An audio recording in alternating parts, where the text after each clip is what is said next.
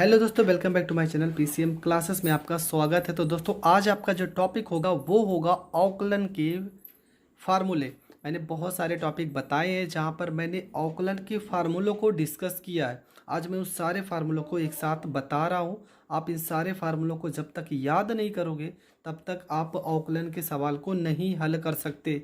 और डिस्क्रिप्शन में एक लिंक है जहाँ पर त्रिकोणमिति के बहुत ऐसे फार्मूले हैं जिसकी सहायता से आप औकलन को कर सकते हो। अगर वो भी आपको नहीं याद है तो आप औकलन नहीं कर पाओगे। आपको पता है औकलन और समाकलन मिलकर ही आपको 44 नंबर देंगे। तो इन दोनों फार्मूलों को आपको बहुत अच्छे से डिस्कस करना है और समझना है।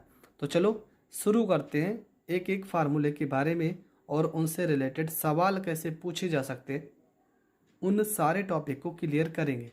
जैसे यहाँ पे लिखा है D by D x x का पावर यन। इसका औकलन क्या होता है? यन का मतलब यहाँ पे नंबर होगा। कोई भी संख्या हो सकती है, 1 2 3 4 5 माइनस में और भिन्न में भी हो सकती है।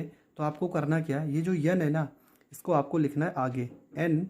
यहाँ पे एक्स है तो यहाँ पे एक्स लिखना है और इस एन में से एक घटा देना है, एन माइनस में 1। ठीक है, ये हो गया आपके औकलन का पहला फार्मूला। एक्स की पावर एन का फार्मूला एन एक्स का पावर एन माइनस में 1 होगा। दूसरा फार्मूला लिखा है डी बाई डी एक्स ए का पावर एक्स। कैसे करोगे आप?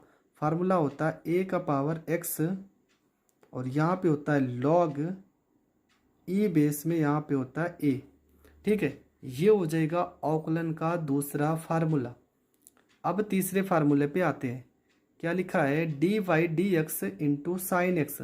साइन एक्स का फार्मूला क्या हो जाएगा? कॉस, और यहाँ पे यक्स है तो यहाँ पे एक्स हो जाएगा।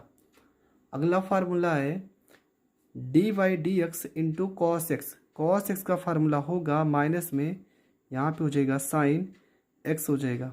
अब यहाँ पे माइनस आ रहा है तो इसका जुगाड़ मैं बता रहा हूँ। अगर किसी भी चीज़ का औकलन करोगे उसमें सी लिखा होगा, पहला लेटर सी है तो उसका औकलन माइनस में ही होता है। तो दो ही लोग हैं, एक है आपका कॉस एक्स और दूसरा है आपका कॉसेक एक्स। इन दोनों का औकलन माइनस में होता है। अगला जो है फार्मूला वो है D Y D x into tan x. तो टेन एक्स का औकलन क्या होगा? टेन एक्स का औकलन होगा सेक स्क्वायर एक्स। तो ये हो जाएगा तुम्हारा सेक स्क्वायर और यहाँ पे हो जाएगा एक्स हो जाएगा। ठीक है, अगला औकलन आपका क्या है?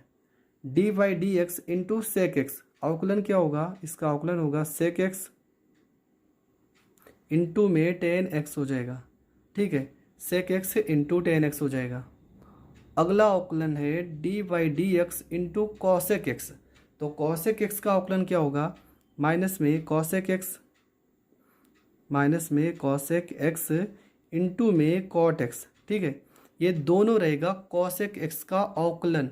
मैं फिर कह रहा हूँ कि अगर आप औकलन नहीं आता है तो डिस्क्रिप्शन में बहुत सारी लिंक होंगी और प्ले लिस्ट में आप जाकर औकलन को सीख सकते हो, जहाँ पर मैंने हर एक फार्मूले के लगभग 10 प्रश्न को हल किया है। D Y D x into log x.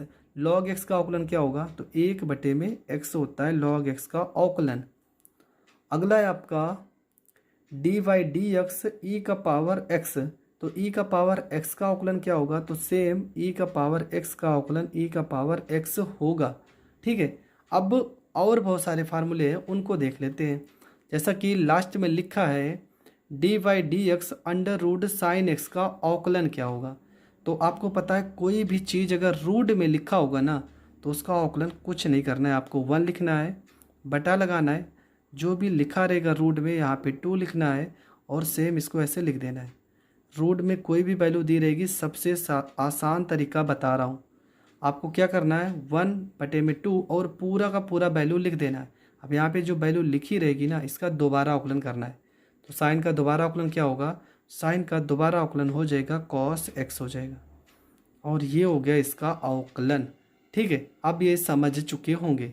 चलो अगला क्वेश्चन क्या लिखा है फार्मूला कि डी वाई डी एक्स ई का पावर माइनस एक्स का आकलन क्या होगा? तो ये हो जाएगा ई का पावर माइनस में यहाँ पर एक्स हो जाएगा और यहाँ पर देख रहे हो यक्स के साथ माइनस है ना, मतलब यक्स का दोबारा आकलन करना पड़ेगा। और पता है यक्स का आकलन होता है 1, लेकिन यहाँ पे माइनस लगा है तो ये हो जाएगा माइनस में 1। मतलब इसका जो फार्मूला बनेगा माइनस ई का पावर माइनस में एक्स हो जाएगा। ठीक है, कभी भी अगर माइनस में ई का पावर कुछ भी रहेगा तो समझ जाना कि उत्तर आपका जो आएगा माइनस में आएगा। यहाँ पर लिखा है D Y D x into A का मतलब कोई भी अचर पद, किसी भी अचर पद का अवकलन करोगे तो अवकलन हमेशा जीरो होता है। ठीक है, अचर पद का अवकलन जीरो होता है, ये आपको पता होना चाहिए।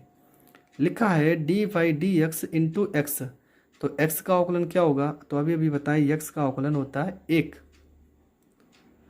अगला जो लिखा है D Y D x root में एक्स लिखा है, इसका फार्मूला क्या बनेगा, तो इसका फार्मूला बनेगा 1/2 और रूट में एक्स लिखा है तो रूट में एक्स हो जाएगा। ठीक है, रूट में एक्स लिखा है ना तो रूट में एक्स हो जाएगा। अब इस रूट एक्स का जहाँ पे जो रूट में एक्स लिखा है ना, इसका दोबारा अवकलन करना पड़ेगा, तो एक्स का अवकलन करोगे तो 1 आ जाएगा।